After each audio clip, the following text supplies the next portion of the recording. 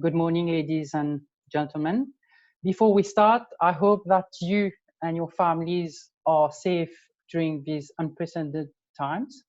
My name is Amaury, and I will be your host for today's session. I will leave 10 minutes at the end of the presentation for any questions you may have. You are able to ask a question by typing into the Q&A box at the bottom of your screen. I would like to take this opportunity to present you to Jamie Boyes. Jamie is one of the portfolio managers of the Catalyst Global Real Estate Fund. He joined Catalyst in 2008 and has over 19 years of experience. Jamie is a qualified chartered accountant, and he has held various positions in the United States, the United Kingdom, Australia, and South Africa. Without further ado, I will hand over to Jamie for the presentation. Welcome, Jamie. Thanks very much, Omri. I'm just going to share the screen here.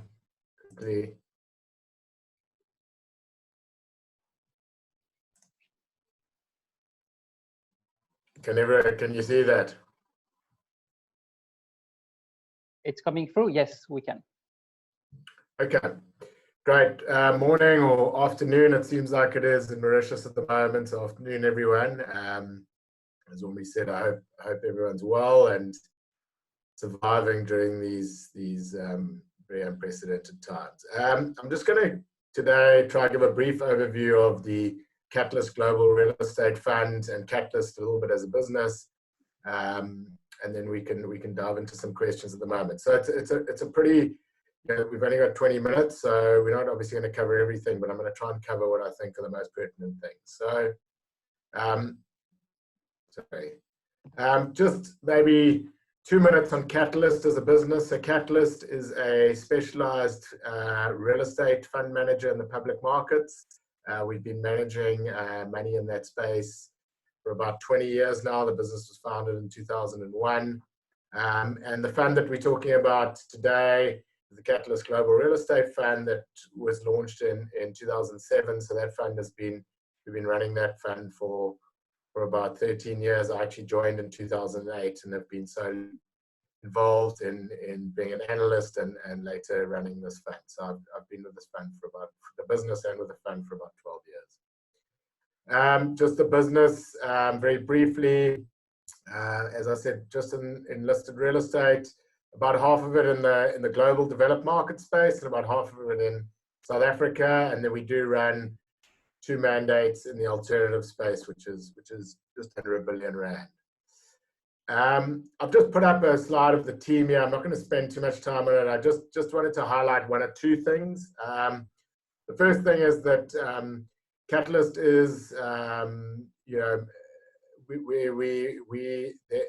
do have a bigger shareholder now in Sanlam, but it is still, we would consider an owner-managed business. It came out of a business started by Andre Stadler, who still works for Catalyst, and a number of the people you see on the screen, in fact about 80% of them are still shareholders in Catalyst as a business. And I think what that does, it gives a lot of alignment with our investors, and I think more importantly it gives a lot of longevity around the team and consistency around the team and the process. So I think that's an important point to note. And the other thing I think to note, I'm not going to go into everyone's CV and background, but there's a number of the investment team come with direct real estate experience. So I myself, I was an Investec on the property lending side. Post that I was with Dubai World, who owned assets across the globe, and we were looking at assets throughout Africa, including the V&A waterfront and a number of other assets that they purchased while I was there. And so I think understanding real estate at the bricks and mortar level, the risks and opportunities that lie within different assets, has a very big influence. And actually having worked with those in the direct real estate space, and I think flows through into the process of how we value public market real estate businesses. Because at the end of the day, they both own the same type of assets. It's just the wrapper that the public market versus a private or sovereign wealth fund invest in real estate. And I think that does influence very specifically how we value businesses within our universe. And just to give you like a very brief example, if you look at something like hotels are massively capital intensive. We think that a hotel probably has to spend about 30 to 35% of their net operating income on capital expenditure just to keep it in the state that it's currently in. So if you think of a hotel, every couple of years you're replacing bathrooms, beds, TVs, and that's not necessarily to improve the hotel, that's just to keep it in the current state that it is. So highly capital intensive. You compare that to something like self-storage, which is literally concrete walkways and roller shutters. Very low capital intensive business in terms of upgrading properties the whole time. So if you took the best hotel asset and the best storage asset, say in a city like Manhattan 30 years ago, and you didn't spend any money on the hotel and you didn't spend any money on the storage facility, the storage facility is probably still doing all right. It's probably still generating income. It's probably not as good as it was, but it's more about location, and literally the infrastructure is pretty basic. I guarantee you the hotel doesn't have any income coming in. There's no guests going to a hotel that hasn't spent any money on it in 30 years. So understanding those in the direct space and pulling those through into how we value businesses is a very important part of how we look at the real estate world. I mean, I'm not going to go into everything in here, but I think there's a bit of a laundry list and I think being a specialist focused business where we focus just on real estate does have, it's what we're passionate about. I think it's where we think we can add value to clients. And I think it ensures that, we have to be near the top of our peer group over all periods. We can't, fall back and rely on, the fixed income team or the general equity team. That is all we do. And so, and it's what we're passionate about. Okay, so just to look very briefly at the performance of the fund since inception. As I said, launched in 2007. We've obviously had a reasonable, we started with the GFC, and then I've had a reasonable return, and then I've had a big sell-off, obviously, and we've had a bit of a rebound. So it's been a tough time to manage money in the space, going through two pretty severe crises in terms of sell-off in the markets. But I do think, having gone through 07, 08, 09, has been a very important part of how we've handled going through this process. So over the period since inception in US dollars, the fund has done about 5.5, and the benchmark's done just over 2. So over that period, generating alpha of around about 3.5, slightly above that on an annualized basis. That's obviously got 2 very weak periods in it. We would probably expect normalized alpha to be around 2 to 3% in a normalized environment. So obviously a bit higher than that given the dislocation in the market, which is, given our focus on quality, on risk, around balance sheet management, etc., we would expect to generate more alpha during tougher times than during times when the market's strong, because we do focus a lot on risk-adjusted returns. I don't know if any of your investors look at things in rands, but I've just included that in there. Obviously, the weakness in the rand overlaid on that has boosted returns. So actually, in rand terms, real estate has performed, global real estate has performed reasonably well over that period. And then we've got it over various periods. So as I said, over 5 years, alpha of around about 2.5. Over the last year, when we've had some quite weak, a pretty weak period, generating significantly more than that over that average period.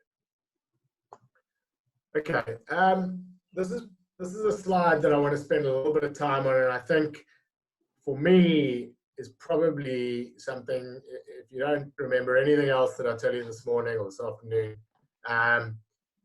is the one thing that I'd like you to take back with you. So on the left-hand side, as you look at the screen, is the geographic allocation. And I think, you know, this fund is focused on developed markets across the globe.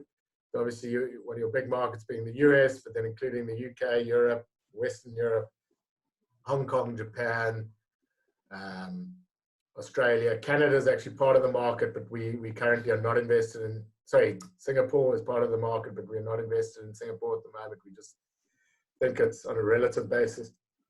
There are better opportunities out there. But I think, so diversification across obviously developed markets and currencies.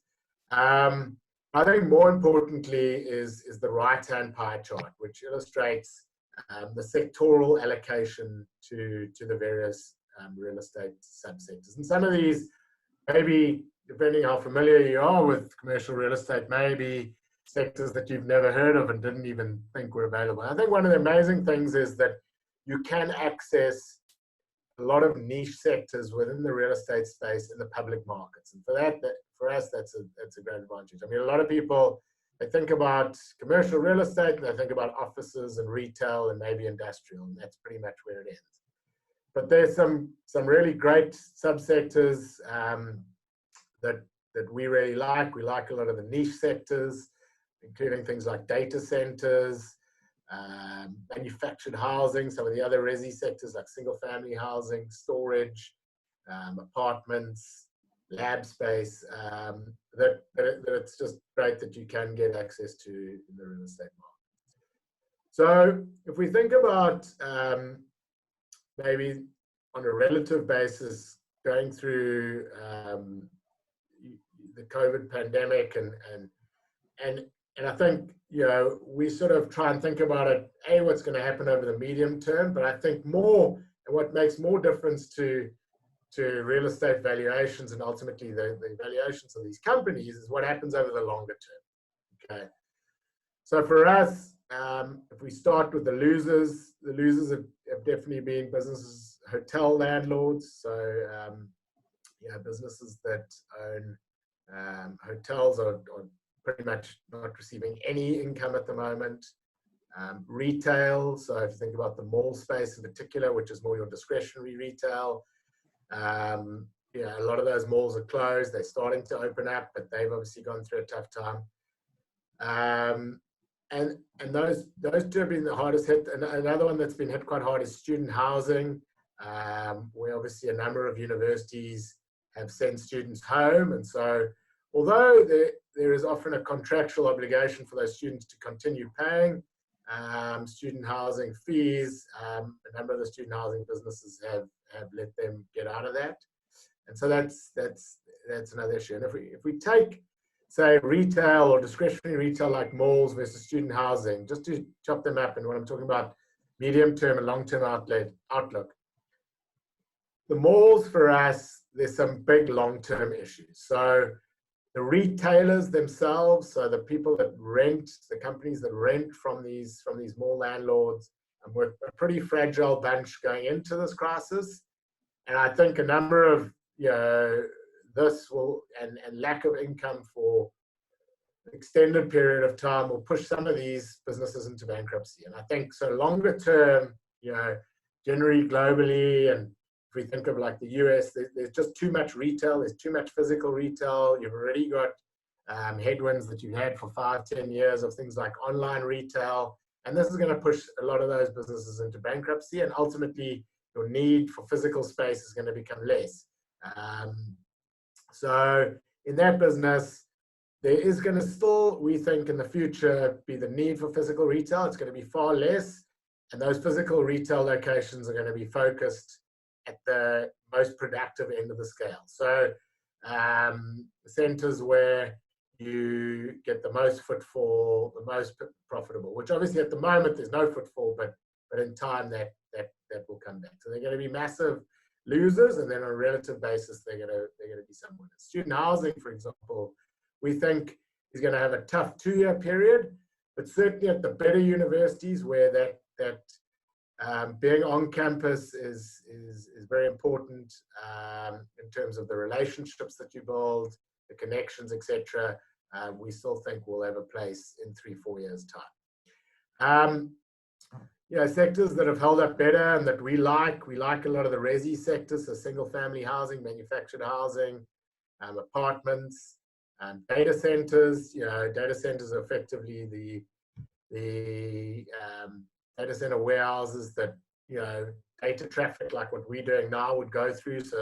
So actually, activity in those businesses has actually picked up over the last 2-3 months. So ironic that would happen, but you can see through things like this, Netflix, all those kind of things, people are interacting a lot more digitally, and that has had a big boon for things like data centers. Industrial, in terms of e-commerce, and e-commerce has always been something that's been a great demand driver for industrial. We just think that a lot of that demand gets pulled forward, so that's really good. Lab space, which I'll talk to in particular below. There's one specific business which is a focused lab space player, and that is effectively where cures for diseases and illnesses are being developed. I don't think COVID gives that a massive boost. I think it does obviously highlight that there are a lot of diseases in the world. I think there's something like 10,000 diseases in the world. We've only got 500 cures to them. But I think if you think of normal office space, a lot of people could potentially work from home. In lab space, you can't work from home. You need to be in that environment, in that laboratory type environment. And so that has held up quite a lot better.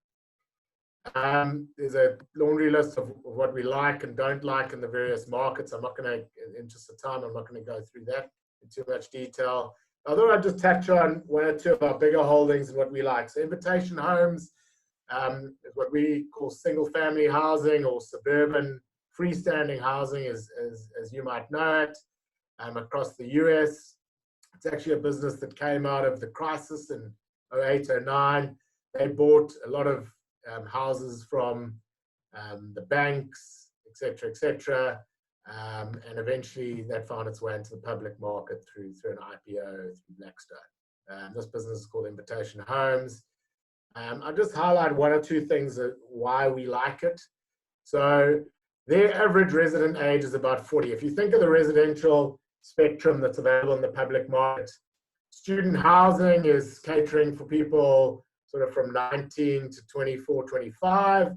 Apartments is catering, it's generally your more inner city living, or not necessarily inner city, but where you don't have a family, living by yourself or with your partner. You can live in them with a family, obviously, but less so. But that's sort of catering for your age group of like 25 to 45, maybe 50. And then single family is more where people have children, they want to move out into the suburbs. It's more from sort of 30 to 55, 60. Okay, so your average residence in Invitation Homes portfolio is 39 years of age. One of the things we like about it is this cohort of age group in the US between 20 and 34, which over the next 10 to 15 years are moving into this demographic, is actually a really large age cohort. So you've got some quite nice demand drivers from that point of view. The other thing is, if you look at people at 30 years old and that currently own their own house versus where it was in 1975, is much less. So home ownership has become much less. It's much less important to people. It's much less available to people, and this crisis, I think, is just going to enhance that. They're increasing deposits you have to put down. So if you're looking to buy a $500,000 house, you've got to put down 20%. Not a lot of people either have or want to get rid of $100,000 just for their house. And so your home ownership, we think, stays down. And so people demanding rental stock that someone like Invitation Homes goes up. The other thing is, this was supply of single family housing in the crisis, so quite elevated. It obviously came off a cliff and has come back a little bit, but supply is very much in check. There's not a lot of supply in this space. The other thing is that these guys, if you think about office landlords or even industrial landlords, they're competing on the acquisition side on who their competitors are, big, the other listed companies, big institutional owners of real estate. In the single family housing space, you're literally competing against moms and pops who own 1, 2, or 3 single family houses in a neighborhood and they rent them out. Okay, this is the amount of institutional ownership. Now you think about the efficiencies that someone like Invitation Homes that owns almost 100,000 houses gets by repairs and maintenance and servicing those houses. Okay, they can have their own internal teams. I mean, they reckon that in a neighborhood, in a catchment area, they need about 1,000 houses to make it efficient. Now, so you are competing against someone who owns 1 or 2 assets. You know, if something goes wrong, the geyser goes, you got to pay an external person to come in to pay for it. It's expensive. You're paying that margin away. These guys have their own internal teams, or if they don't, they obviously, for stuff that they don't feel that cost payoff is sufficient, they obviously have a lot of bargaining power over service providers for that. So just those efficiencies just mean that these guys can create a lot more efficiencies versus what their competitors are doing. So we would say that those houses in their hands are worth more than they are in their competitors' hands. And that's another attractive thing. Life sciences that I spoke about, Alexandria, that's the only pure play business in the market. This is just, this is Boston and Cambridge, which is this market over here. This is literally the CBD of Boston, the Back Bay area of Boston. I don't know if anyone's been there, but this is where all the financial services businesses, insurance businesses are. The life sciences market predominantly sits here in a sub-market called Cambridge. It's literally a mile across the river from these assets over here. Now, the reason that it sits here and the barriers to entry that are not as prevalent for just your more traditional office space is that in this market, MIT, I think that's the corner of MIT, sits over there, and Cambridge literally sits over here. It's literally Cambridge, the university. And these businesses need to be around these educational hubs because of what they do, the businesses they do, the talent that they're trying to attract. And so you could take these assets over here, some of them owned by Alexandria, and you could put them literally half a mile across the water, and they would not be as valuable as they are here. I mean, I visited probably 90% of Alexandria's portfolio. I've walked these assets, the little coffee shops, you're seeing the professors, having a coffee with the CEO. That environment you just cannot create over here. So apart from the physical environment, which is obviously very different to office space in terms of the physical laboratory type space that you have that you certainly cannot do from home, the actual location as well is very important. And so you can see through time, the little red dots are what the average same store net operating income growth has been for the office sector since 2010. And the blue bar is what Alexandria has been. And we think that this continues long term because the true physical barriers to entry for a business like the assets that Alexandria owns versus other traditional office types. And then another type of asset that we like that we've held in the portfolio for long periods of time. I'll just tell you some of the attributes that we like. There's a subsector called manufactured housing. This is a business called Sun Communities. We actually own a business called Sun Communities and Equity Lifestyle at the moment. They own what is called manufactured housing. You might know it more as trailer parks. And it's effectively mobile homes. So these houses are actually mobile. Some of them are a little bit more obviously than others. You can move these houses. It's very expensive to do that and often get moved, but you can move them. The benefit for us, apart from a number of things, apart from the fact that it's great affordable housing for people, which is massively a need, there are a few things. There are two main things. The one thing is that the REIT that we invest in just owns the land. So they don't own this physical structure, okay? So your CapEx is in the hands of their tenant, actually. The tenant owns this asset and they repair it. So your CapEx is extremely low here. And the other thing that is really great is that they are very difficult to supply. So it's very difficult to supply manufactured housing. Why is that? Mainly because no one wants trailer parks in their neighborhood. So to get planning permission is very difficult. And as you can see from here, there was quite a big spike in the 60s and 70s in manufactured housing communities, but it's pretty much gone to zero.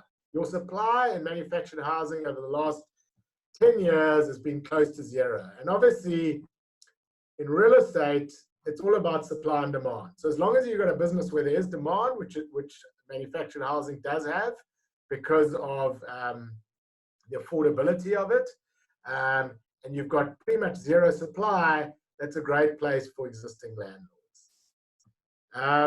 So that's just a sort of flavor of the types of businesses that we like and some of the attributes that we like. Just looking at the market as a whole, and I've just sort of taken the US here to give you some sense. The one thing about this crisis is obviously, for certain asset types, revenue is going to be hurt massively over the next 12 to 24 months. And as I said, it's all about whether that revenue comes back in the same way. Because if you think about a real estate business, their yield is 5%, let's say, going into this. So even if they get zero revenue for the next 18 months, that's only 7.5% of the valuation, right? The major part of the valuation is what happens when we get back to a normalized period. Okay, so obviously that's a very important part because not everyone's going to get back to the same place. Some are going to be winners, some are going to be losers. The other side of it is which businesses have got balance sheets that can withstand this. And just the one thing I'd like to point out is the balance sheets of real estate businesses on the whole, now versus where they were 12 years ago, is night and day. So we're in a much better scenario now than where we were going into the crisis. So as you can see, just a simple sort of loan to value of real estate businesses going into the crisis, we're in the sort of low 40s and spiked out as values of assets came down to 55 and 60. This is in the US. We're currently sitting at around about 30. Our portfolio is at around about 26% at the moment. So from a balance sheet point of view, we feel on the whole that the balance sheets can withstand quite an extended and protracted play out of the virus. I'm just going to skip through this in the interest of time. The other thing, dividends and what's going to happen to dividends is obviously, there are some businesses that are cutting dividends to preserve capital. Most or a lot of businesses have continued that they are going to carry on paying out dividends. But looking at historic dividends, which was paid over the last 12 months, you can see obviously the dividend spread versus where 10-year treasuries are in the US is obviously spiked out of this band of where it's sat over the last 25 years or so. I mean, the last time we saw this was during the GFC. Obviously, we are in unprecedented times, and the historic dividend may not look as similar to the forward dividend, but just to show you that the market has obviously, we've seen it already, has obviously sold off given the risks that are around. Just to, we've obviously, ironically, I think my wife thinks that I'm lying to her. We're all working from home, and I sort of get into my study at 8 o'clock every morning, and I don't surface that off until about 6 o'clock. We've been extremely busy over this period. Obviously, the world has been turned upside down, and things have changed a lot. And we have spent the last 2 months, updating things, we think being very penal on future earnings and ability to generate rent going forward. And so we've really, certainly for businesses which we think are impacted long-term, like hotels, like retail, et cetera, we've been very penal on earnings and risk around those.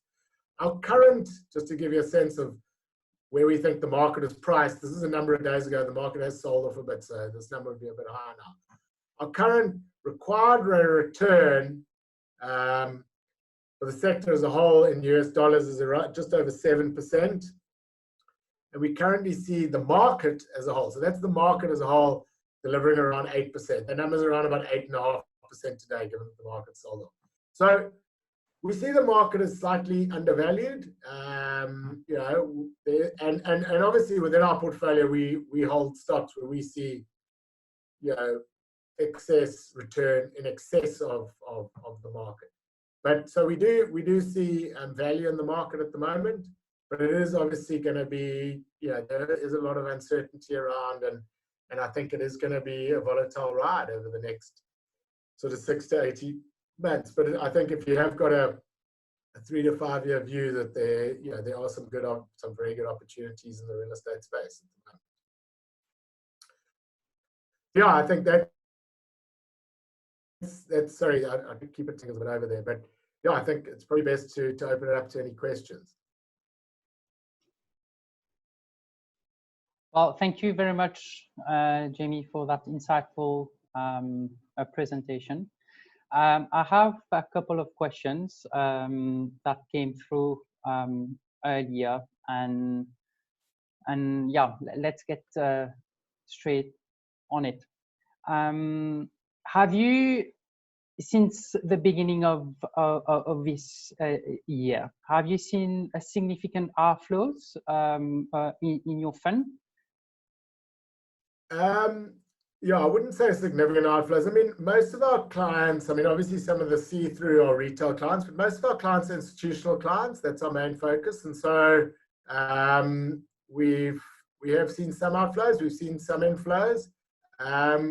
Yeah, our fund is around about $320 million at the moment. We've probably seen net outflows of about $20 million over the last 2 months on a net basis.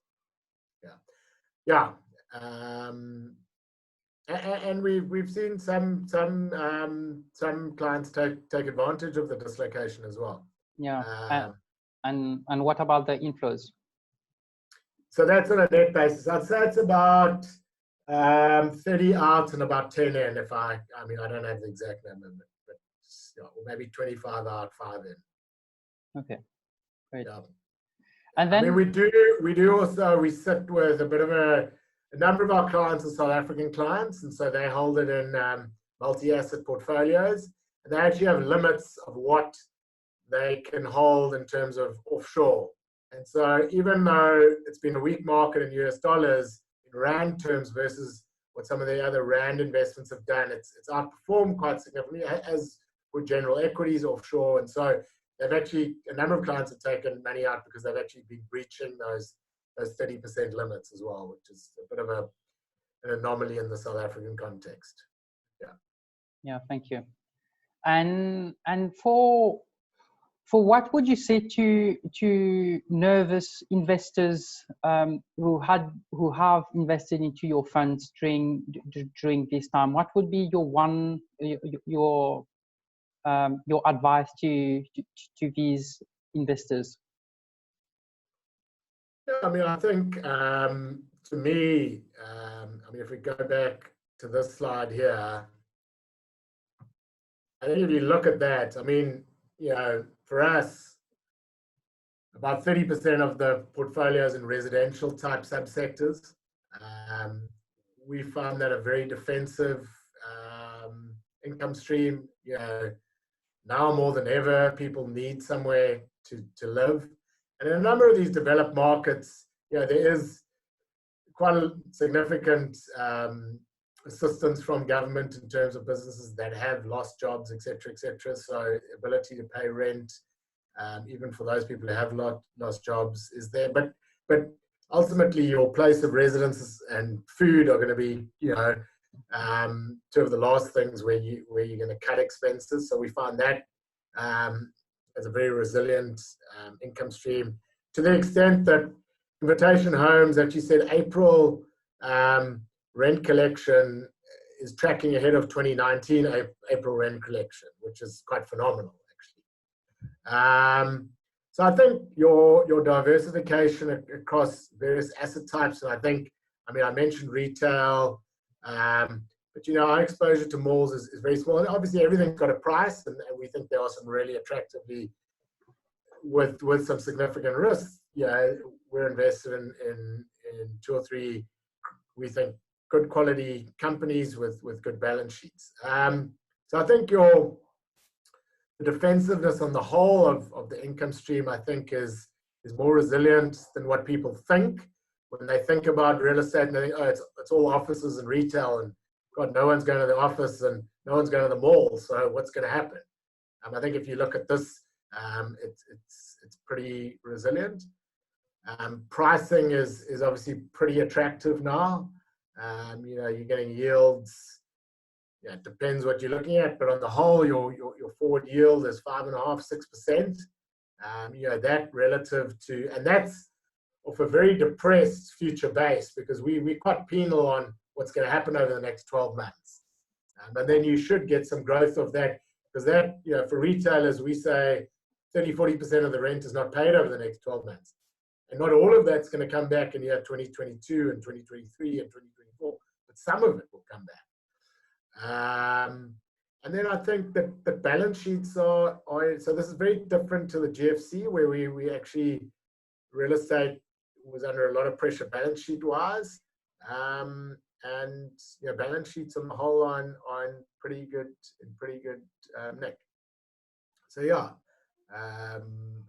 it is obviously very uncertain. There's a lot of uncertainty, but we do think that most of that uncertainty and a bit more than that are priced in to the market.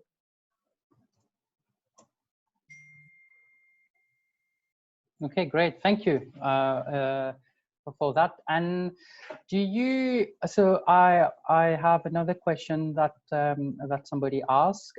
Do you see growth into mixed use properties investment at the moment?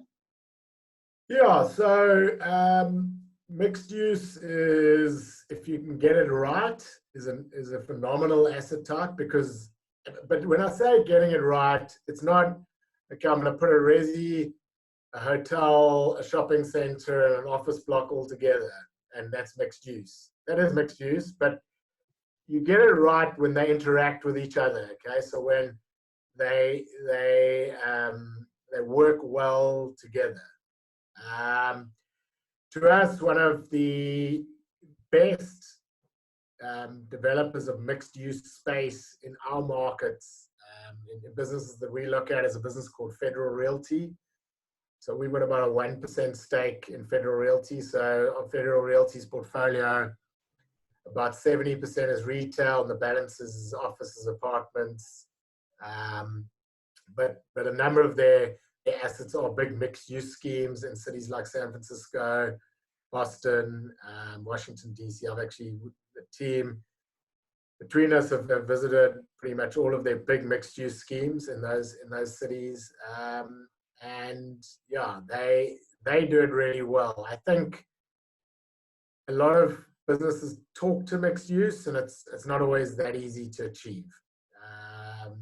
But yeah, if you can get it right, it's powerful. If you can get it right in those big cities, and they do feed off each other, the different asset classes feed off each other. So what I mean by that is, you've got a retail center. If a retail center is not doing well, it's unlikely it's going to do well just if you put an office block next to it. Okay, there's obviously something wrong about it. Yeah, but if you can create a great retail center, and then it doesn't have great day traffic because where it is, but you put offices in and around it, and it creates that environment, and there's a fair amount of food and beverage, which creates that offering for someone. And then you don't want it to be dead at night, so you have apartments around there because it's a great live, work, play type area. And so that retail asset is supported by the apartments and maybe a hotel or something during the nighttime, and over the weekends when the office workers aren't there.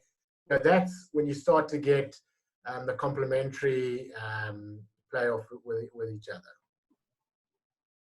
Okay, great. Thank you very much. I think we have time for one more question, and so you've touched on it briefly at the beginning of the presentation, but do you think that with COVID-19, will it accelerate change in the way that people live and work and use real estate? Yeah, I think it definitely will. Yeah, for us, it's what is going to be who the winners and losers going to be. So if I take retail, for example, our thesis has always been that poor quality retail is eventually going to get taken to what they're going to have to turn it into something else, right? So if I take the States, for example, there are like 1,200 malls across the States.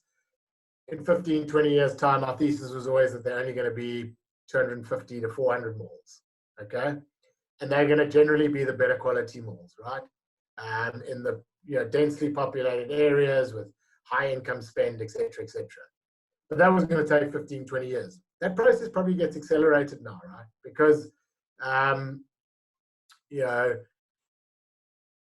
if you get your tenants starting to fall over, which you're going to get, I mean, you're going to get some of the, the JCPenney's, the Sears of this world, some of those businesses are going to go bankrupt, right? And they're going to be giving back space.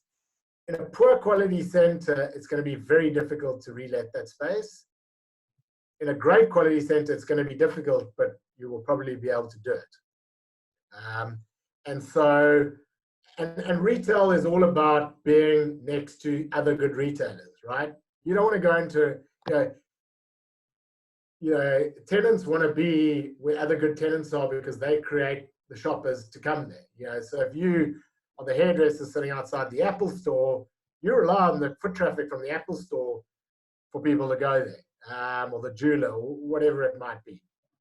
So there's going to be less retail, and I think there's going to be more online shopping. So people are forced to do online at the moment, and that's going to push people who had never tried it before to start experiencing it and realizing it's not that daunting and quite difficult. So it's definitely a big negative for retail, but we do think the better quality stuff will hold up. The income streams are definitely going backwards, but they're not going to zero. And then it's actually probably a net benefit for industrial, or it just brings forward e-commerce for guys who've got, not all industrial, but for industrial properties, well located, and are very valuable in that supply chain. I think those two change radically. I think hotels, specifically business travel, comes down massively. I think people have realized that, for meetings like this, you can do it reasonably easy without doing it face to face. So having to travel around the States to sell stuff or have meetings or whatever the case may be, you will probably still do it to an extent, but not as much as you did. So I think that there's big long-term negative impacts there. But if I go through, healthcare, I don't think it's impacted long-term that much. Apartments, I wouldn't think so at all. Net lease does have some retail in it, so there will be some there, but data centers, towers could almost be a net positive. Student housing is a difficult one. So student housing, I think, your online learning certainly becomes an option for people, and they're experiencing it now. And does that happen in a big way going forward? Just remember, that has been a threat for the last 5-10 years. This is not something new, but it probably accelerates. And I think it's more important that you own student housing at the top tier universities. So in the US and the UK, they have like the top 100, top 200 universities. Because that is where, those relationships that you build there, that experience that you build there is invaluable. I mean, as the saying, it's not what you know, it's who you know, I'm afraid, is true. The jobs that those people get coming out of those universities, a lot of it is about connections that they've made there and the degree that they've got from that university. And so we own 2 student housing businesses, Unite and American Campus. We think, and they own at generally 85 to 90% is at those top 100 universities across the US and the UK. We think they are reasonably resilient. And so it's going to be a massive dip in earnings for the next 2 years, but eventually they get back to where they were in 2019. Strip retail is more necessity-based in terms of grocers, drugstores, et cetera, so far more resilient, but there will be negative impacts long-term, less so than the malls. Storage, we like storage in Europe and the UK we underweight it quite a bit in the US. That's more longer term thing. Storage in the US is a very mature. There's about 9 square foot of storage space per person in the US and the UK and Europe, in the US, sorry. In the UK and Europe, on average, that number is more like 0.3, 0.4%, 0.3, 0.4 square foot. So it's literally 1/20th of what it is in the States per person. And so as people become more familiar with the product type, we quite like that subsector in UK and Europe. Single family housing, I think, is probably one of the most defensive, along with manufactured housing sectors, and I don't think that things change much over the medium term and over the long term. Offices is one where I do think there's some change over the long term. There's definitely, look, it's a bit of a playoff between, you're going to want, maybe more people are going to be working from home, but the space that you want, you maybe don't want to cram everyone into, you don't want to be cramming 15 employees into 100 square meters. So it's a bit of a playoff, but I think net they're a slight loser. Offices is a sector that we actually like businesses that are more active and more developed assets and then sell them off. We think that it's a massively capital intensive business. And so the longer, it's not a business that you own that asset, you operate it for years and years, and it just increases in value like some other asset types, like a manufactured housing building asset, for example. We actually think your best value creation is when you do some asset management around that, whether that's physical redevelopment, whether it's releasing it, whatever it might be, and then sell it on, because there's still appetite. The other thing you think about in real estate is that there's sovereign wealth. There's so much money sitting out there waiting to be deployed, and when cash is naught to negative and bond yields are 0.5 to negative, your alternatives are quite thin. Okay, obviously there's a corporate bond market, but that comes with a lot of risk. So real estate, with a good covenant on it and a sort of 5% yield, there's quite a lot of appetite to buy those assets if it's got good tenants on it and that income stream is pretty secure, and it's got 1.5 to 2.5% rent bumps for the next 10 years. That, to a lot of passive investors like sovereign wealth funds, institutional investors, life cos, they at the moment are conserving cash, but there's going to be a time where they need to put some of that cash to work. And so those will be assets that I think they start to look at. And then I think lab space is also a great asset type. I think malls got some proper headwinds, but you're getting rewarded for that. Your historic dividend yields for some of the retail, the mall owners that we own, and the future dividend yield is less certain, but the historic dividend yields are like 20%. So you're getting rewarded for the biggest thing for me is in the mall space is a good balance sheet and good quality assets. And they're few and far between. I mean, we only own 3 or 4 companies in the mall space. We're very selective on what assets we think are going to survive and what are going to not be worth much. They're going to be worth the value of the land effectively in 5-10 years' time. Great. Well, thank you very much. If any of the attendees have any more questions, please do not hesitate to contact any one of us. And I would like to take this opportunity to thank Jamie for this insightful presentation. And I hope we'll definitely do more of it. And thank you, Jamie. Thanks, Omri. Thanks very much. Thanks for your support. And I hope everyone stays well. And as you said, if anyone's got any questions, let us know. I think Burnett is probably filter them through Burnett, but we'll certainly get back to you. Great. Thanks very much. Thank you. Bye-bye. Okay, cheers.